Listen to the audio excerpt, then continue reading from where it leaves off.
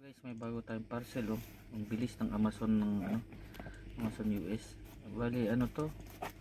Sombrero to mga guys. At kahapon lang in order ngayon, dumating na kaagad. Kaya tayo mag-unboxing. Eto na.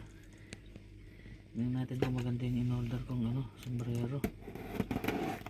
Kasi nag-order pa ako guys. Meron pang kasunod dito. Bali tatlong sombrero to, isa pa lang yung dumating, siguro darating bukas yung iba. Yeah. Excited ako makita kung gaano kaganda ito guys. Ito. Tignan natin kung ganda nga ba talaga yung ganda sa picture ba. Wow, ganda. Ganda nga guys.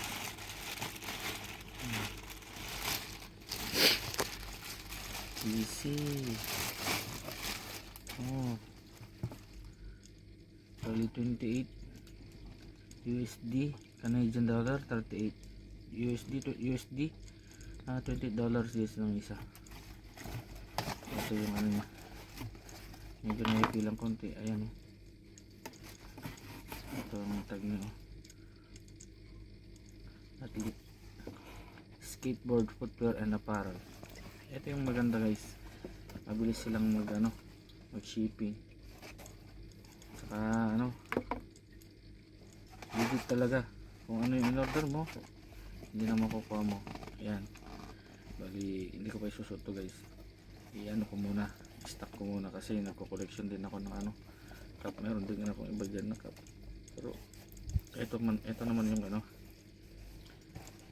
isusot ko pag lumalabas lang. Meron din akong mga sombrero na pang work lang.